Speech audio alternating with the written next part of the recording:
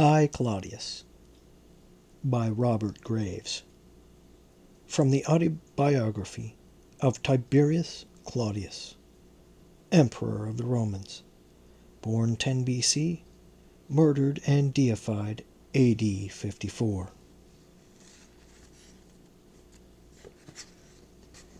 I am indebted for the Latin version of the Sibylline verses mentioned in the first chapter to Mr. A. K. Smith, ICS. They are here first printed.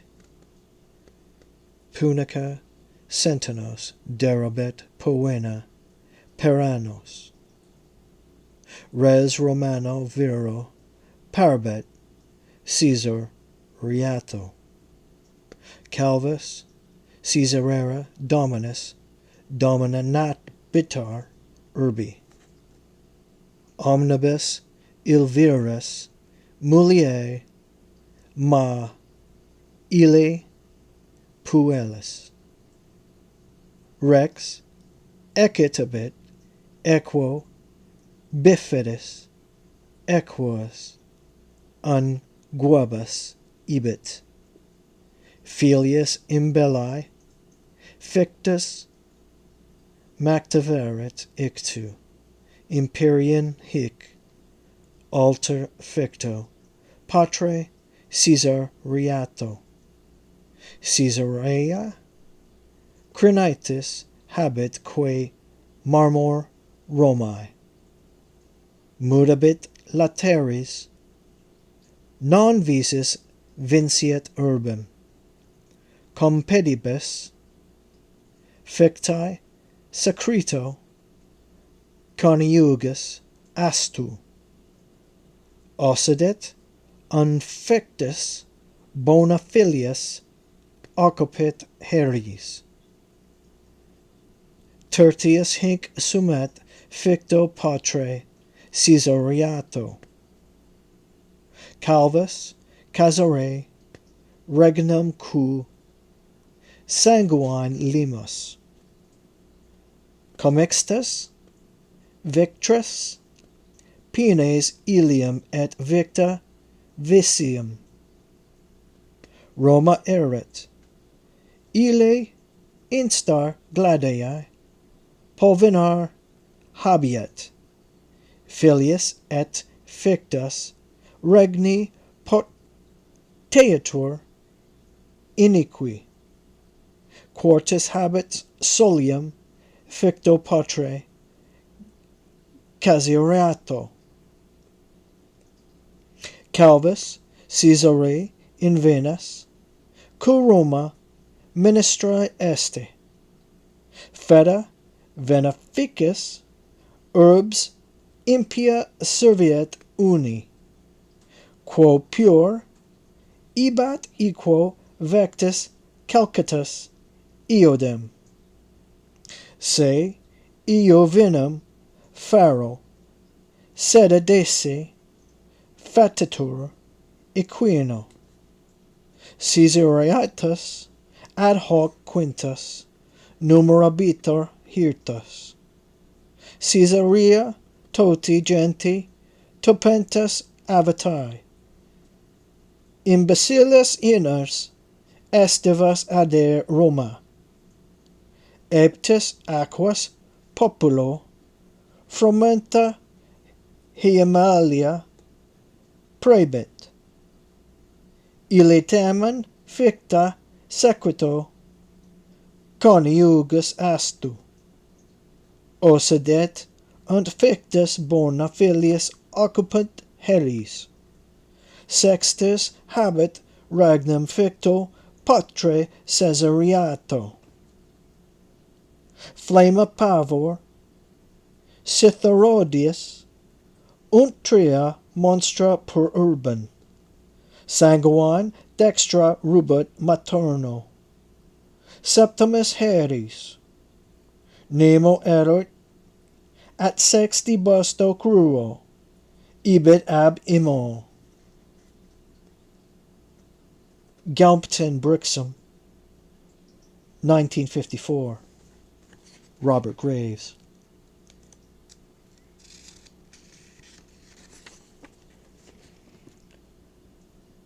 A story that was subject of every variety of misrepresentation, not only by those who lived, but likewise in succeeding times. So true is it that all transactions of preeminent importance are wrapped in doubt and obscurity, while some hold for certain facts and most precarious hearsays.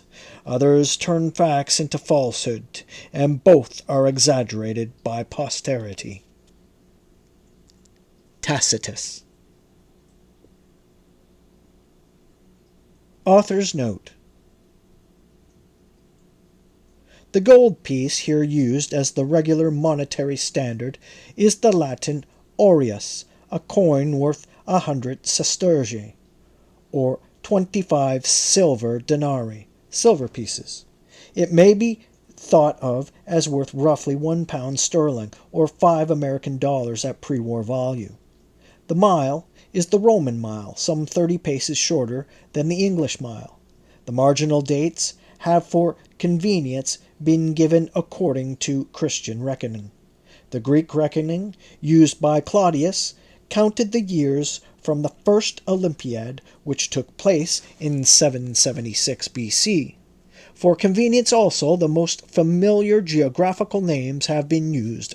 Thus France, not Transalpine Gaul, because France covers roughly the same territorial area, and it would be inconsistent to call towns like Nimes and Bologna and Lyons by their modern names. Their classical ones would not be popularly recognized, while placing them in Galilee, Transalpina, or, as the Greeks call it, Galatia. Greek geographical terms are most confusing. Germany was the country of the Celts. Similarly, the most familiar forms of proper names have been used. Livy for Titus Livius, Cymbeline for Coenbellinus, Mark Antony for Marcus Antonius. It has been difficult at times to find suitable renderings for military, legal, and other technical terms. To give a single instance, there is the word assegai. Aircraftman T.E. Shaw, whom I take this opportunity of thanking for his careful reading of these proofs, questions my use of assegai as an equivalent of the German fremia or frem. He suggests javelin. But I have not adopted the suggestion, as I have gratefully adopted others of his, because I need a javelin for pilum, the regular missile weapon of the disciplined Roman infantry, and assegai as more savage-sounding. Assegai has had a 300-year currency in English and acquired new vigor in the 19th century because of the Zulu Wars. The long-shafted, iron-headed framia was used, according to Tacitus, both as a missile and as a stabbing weapon. So was the assegai of the Amazulu warriors, with whom the Germans of Claudius's day had culturally much in common. If Tacitus's statements, first as to the handiness of the framia at close quarters, and then as to its unmanageability among trees, are to be reconciled, the Germans probably did what the Zulus did. They broke off the end of the framia, long shaft, when hand-to-hand fighting started. But it seldom came to that, for the Germans always preferred strike-and-run tactics when engaged with the better-armed Roman infantrymen. Suetonius, in his 12 Caesars, referred to Claudius's histories, as written ineptly rather than inelegantly. Yet if certain passages of the present work are not only ineptly written, but somewhat inelegantly too, the sentences painfully constructed, and with discretions awkwardly placed, this is not out of keeping with Claudius's literary style, as exhibited in his Latin speech about the Aeduan franchise fragments of which survive. The speech is indeed thickly strewn with inelegancies of this sort.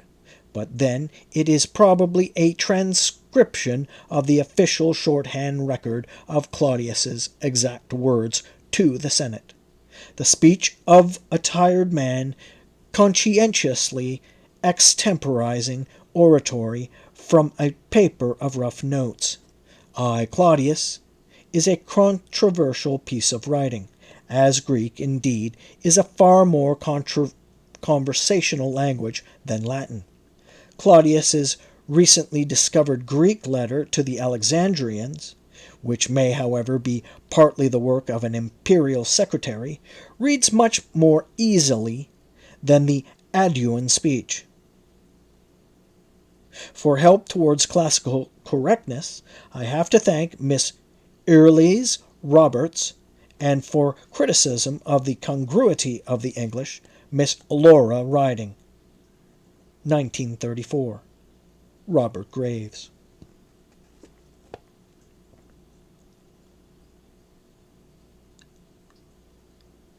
Chapter 1. I, Tiberius Claudius Drusus Nero Germanicus, this, that, and the other, for I shall not trouble you yet with all my titles, who was once, and not so long ago, either known to my friends and relatives and associates as Claudius the Idiot, or that Claudius, or Claudius the Stammerer, or Claudius, or at best as poor uncle. Claudius, am now about to write this strange history of my life, starting from my earliest childhood and continuing year by year until I reach the fateful point of change where some 8 years ago, at the age of 51, I suddenly found myself caught in what I may call the golden predicament, from which I have never since become disentangled. This is not by any means my first book. In fact, literature, and especially the writing of history, which as a young man I studied here at Rome under the best contemporary masters, was until the change came my sole profession and interest for more than 35 years. My readers must not, therefore, be surprised at my practised style. It is indeed Claudius himself who is writing this book, and no mere secretary of his, and not one of those official annalists either, to whom public men are in the habit of communicating their recollections in the hope that elegant writing will eke out meagreness of subject matter and flattery soften vices. In the present work, I swear by all the gods, I am by my own mere secretary and my own official analyst. I am writing with my own hand, and what favor can I hope to win from myself by flattery? I may add that this is not the first history of my own life that I have written. I once wrote another, in 8 volumes, as a contribution to the city archives. It was a dull affair, by which I set little store, and only written in response to public request. To be frank, I was extremely busy with other matters during its composition, which was 2 years ago. I dictated most of the first 4 volumes to a Greek secretary of mine, and told him to alter nothing as he wrote, except where necessary for the balance of the sentences, or to remove contradictions or repetitions. But I admit that nearly all the second half of the work, and some chapters at least of the first, were composed by the same fellow Polybius, whom I had named myself, when a slave boy, after the famous historian, from material that I gave him. And he modeled his style so accurately on mine that really, when he had done, nobody could have guessed what was mine and what was his. It was a dull book, I repeat. I was in no position to criticize the Emperor Augustus, who was my maternal granduncle, or his third and last wife, Livia Augusta, who was my grandmother. because they had both been officially deified, and I was connected in a priestly capacity with their cults. And though I could have pretty sharply criticized Augustus, two unworthy imperial successors, I refrained for decency's sake. It would have been unjust to exculpate Livia and Augustus himself, in so far as he deferred to that remarkable, and let me say at once, abominable woman, while telling the truth about the other two, whose memories were not simply protected by religious awe.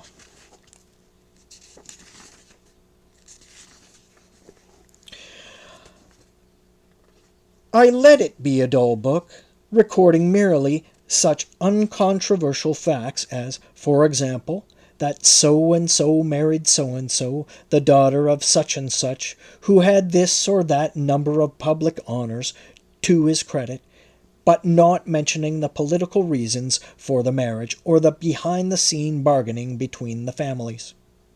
Or I would write that so-and-so died suddenly after eating a dish of African figs, but say nothing of poison, or to whose advantage the death proved to be, unless the facts were supported by a verdict of the criminal courts. I told no lies, but neither did I tell the truth in the sense I mean to tell it here. When I consulted this book today in the Apollo Library on the Palatine Hill, to refresh my memory for certain particulars of date, I was interested to come across passages in the public chapters which I could have sworn I had written or dictated.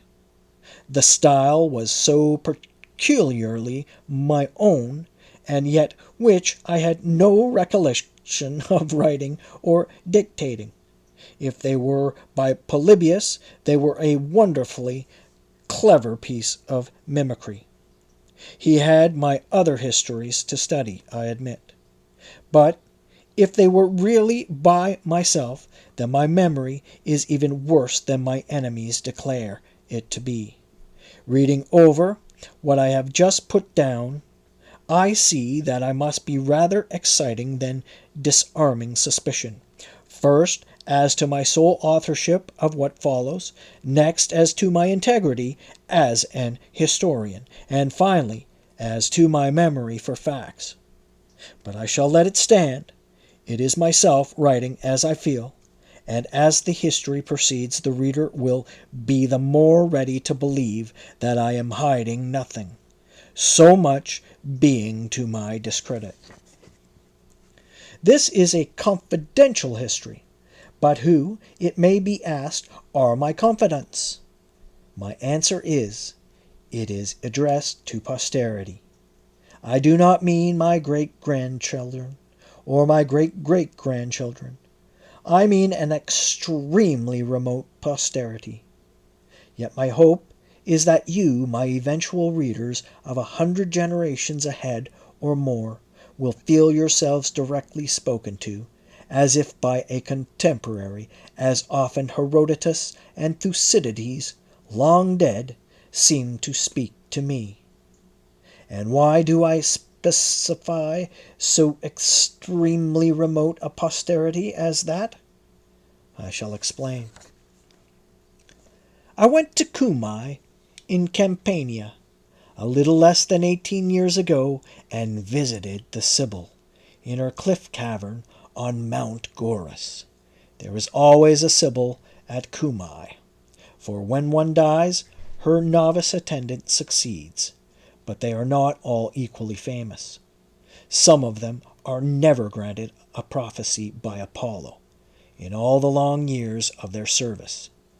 Others prophesy, indeed, but seem more inspired by Bacchus than by Apollo, the drunken nonsense they deliver, which has brought the oracle into discredit. Before the succession of Diphobi, whom Augustus often consulted, and Almethea, who is still alive and most famous, there had been a run of very poor sibyls for nearly 300 years. The cavern lies behind a pretty little Greek temple sacred to Apollo and Artemis. Cumae was an Aeolian Greek colony. There is an ancient gilt frieze above the portico ascribed to Daedalus, though this is patently absurd, for it is no older than 500 years, if as old as that, and Daedalus lived at least 1,100 years ago. It represents the story of Theseus and the Minotaur whom killed in the labyrinth of Crete. Before being permitted to visit the Sibyl, I had to sacrifice a bullock and an ewe there to Apollo and Artemis respectively. It was cold December weather. The cavern was a terrifying place, hollowed out from the solid rock, the approach steep, tortuous, pitch dark, and full of bats. I went disguised, but the Sibyl knew me. It must have been my stammer that betrayed me.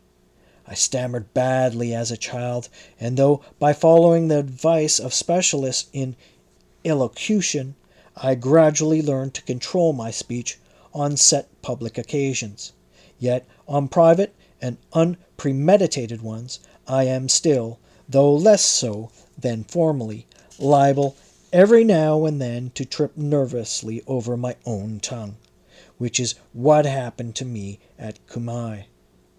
I came into the inner cavern after groping painfully on all fours up the stairs, and saw the Sibyl, more like an ape than a woman, sitting on a chair in a cage that hung from the ceiling, her robes red and her unblinking eyes shining red in the single red shaft of light that struck down from somewhere above.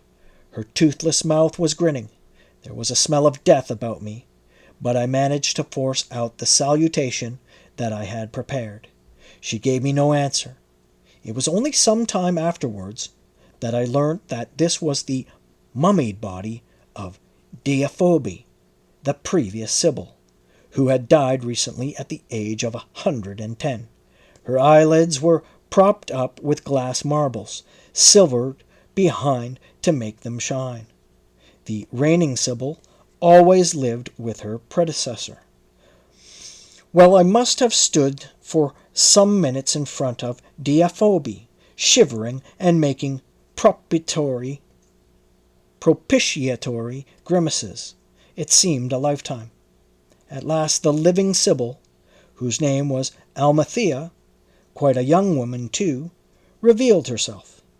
The red shaft of light failed, so that Deiphobe disappeared.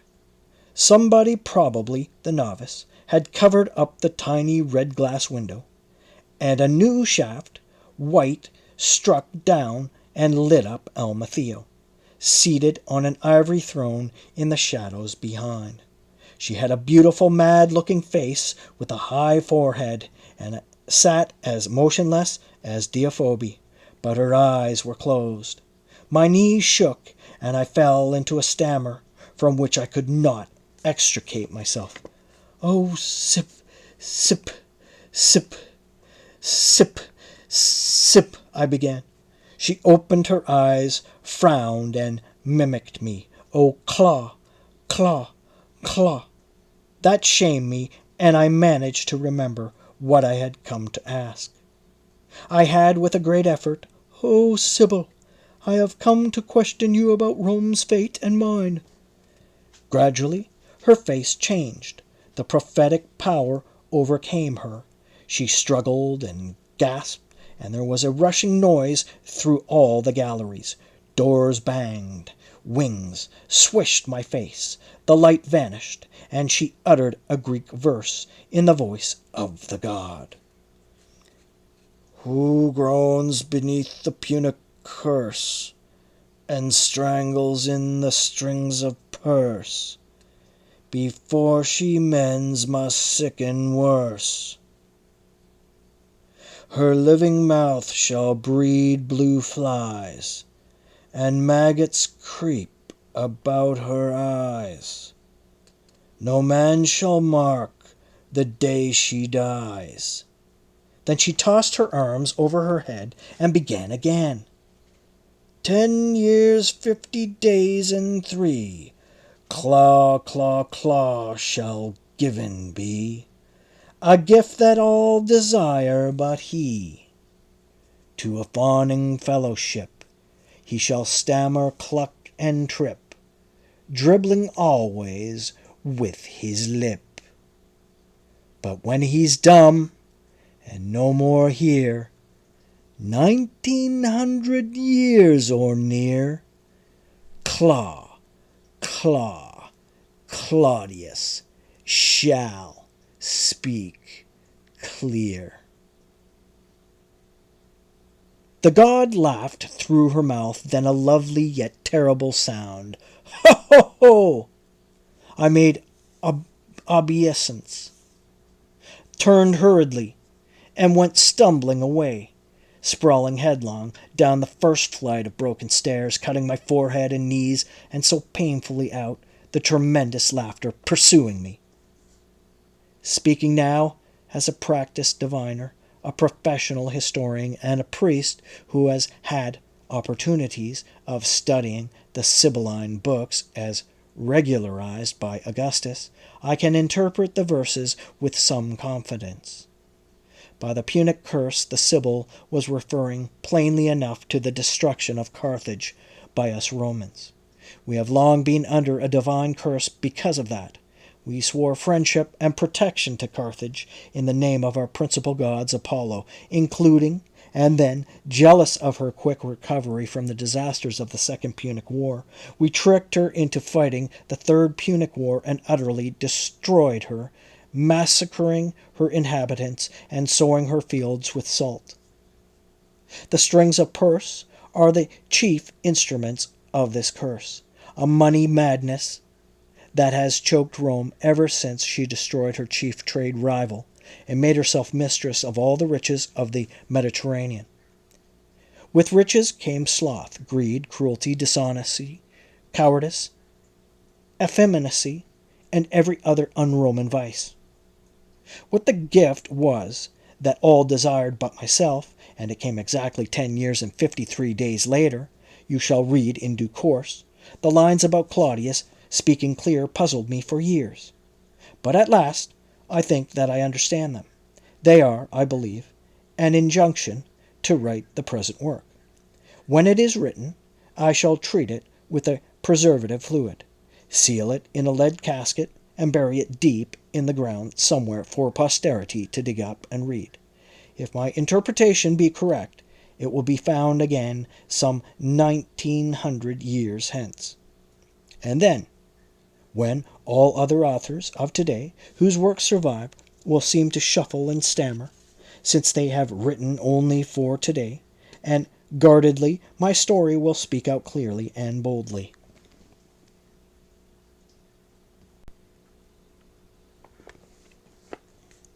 Perhaps on second thoughts, I shall not take the trouble to seal it up in a casket. I shall merely leave it in lying about.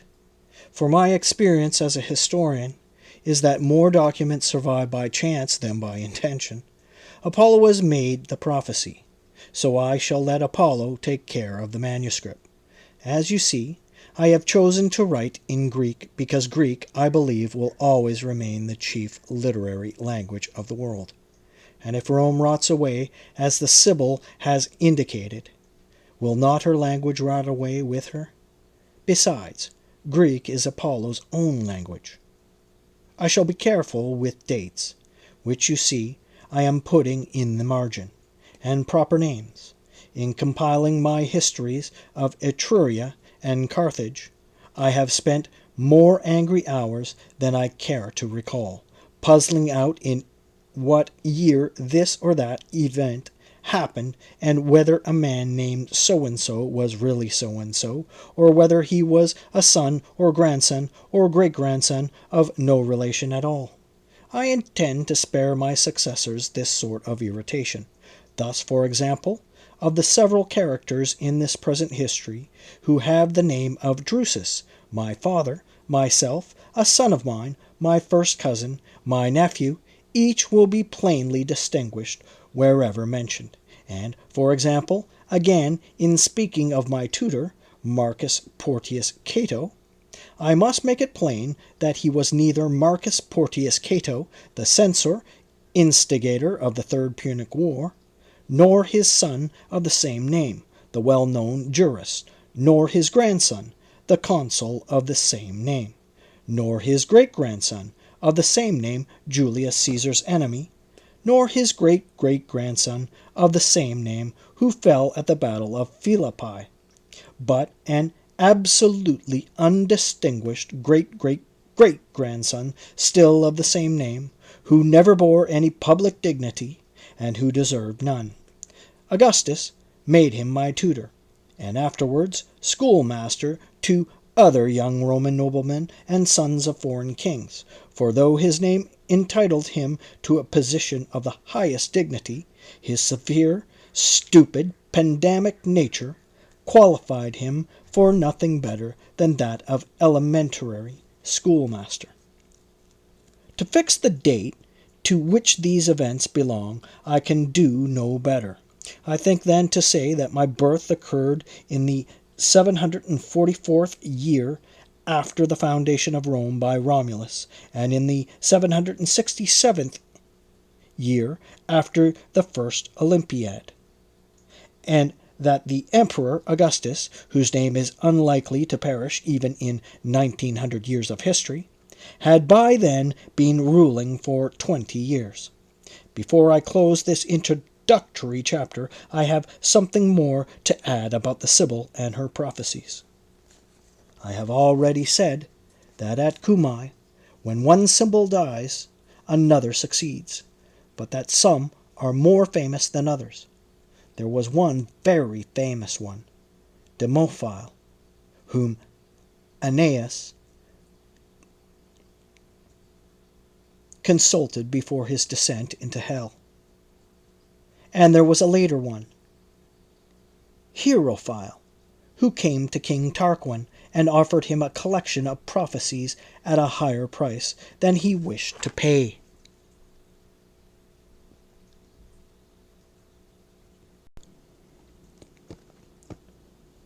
When he refused, so the story runs, she burnt a part and offered what was left, at the same price, which he again refused.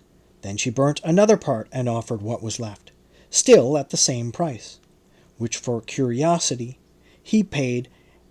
Hierophant's oracles were of two kinds: warning or hopeful prophecies of the future, and directions for the suitable propitiatory sacrifices to be made when such and such portents occurred. To these were added, in the course of time, whatever remarkable and well-attested oracles were uttered to private persons. Whenever, then, Rome has seemed threatened by strange portents or disasters, the Senate orders a consultation of the books by the priests who have charge of them, and a remedy is always found. Twice the books have been partially destroyed by fire, and the lost prophecies restored by the combined memories of the priest in charge. The memories seem, in many instances, to have been extremely faulty. This is why Augustus set to work on an authoritative canon of the prophecies, rejecting obviously uninspired interpolations or restorations. He also called in and destroyed all unauthorized private collections of Sibylline oracles, as well as all other books of public prediction, and he could lay his hands upon, to the number of over 2,000.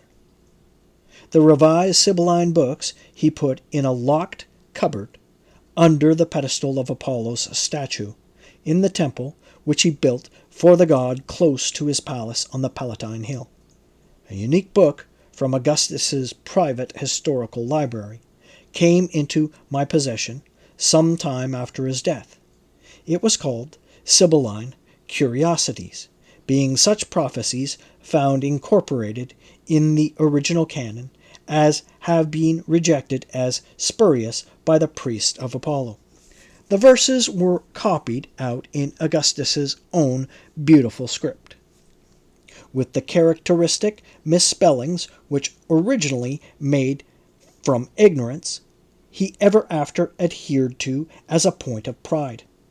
Most of these verses were obviously never spoken by the Sibyl, either in ecstasy or out of it, but composed by irresponsible persons who wished to glorify themselves or their houses, or to curse the houses of rivals by claiming divine authorship for their own fanciful predictions against them. The Claudian family had been particularly active, I noticed, in these forgeries.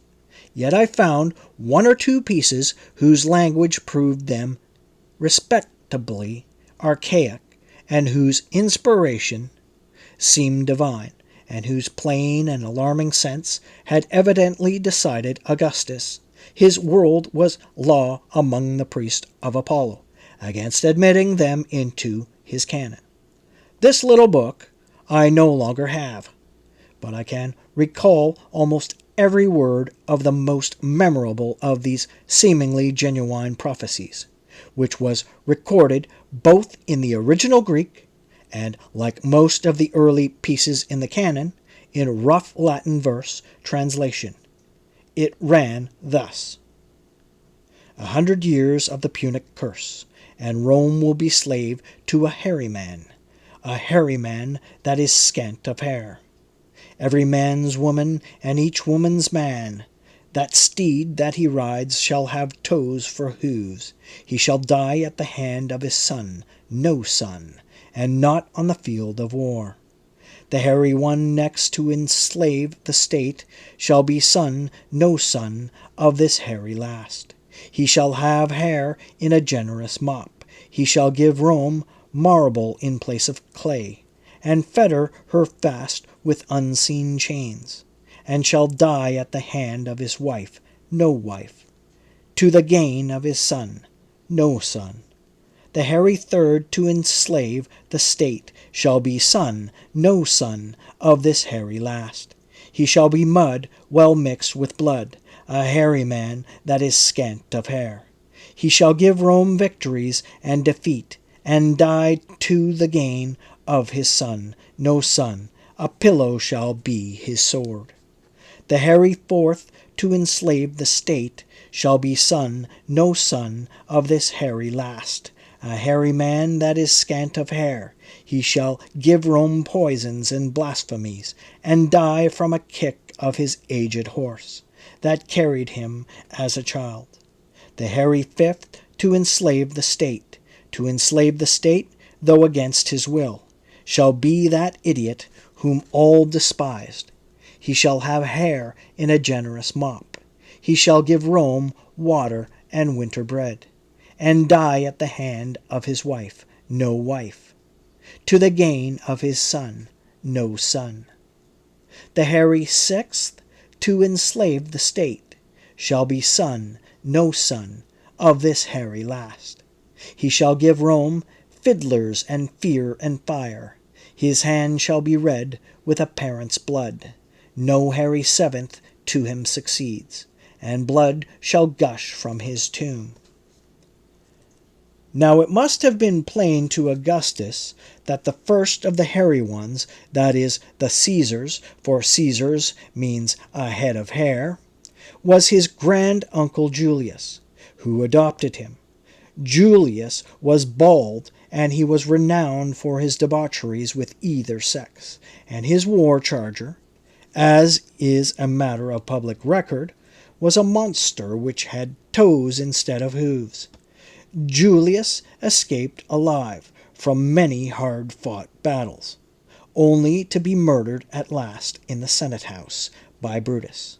And Brutus, though fathered on another, was believed to be Julius's natural son. "Thou too, child," said Julius, as Brutus came at him with a dagger. "Of the Punic curse I have already written.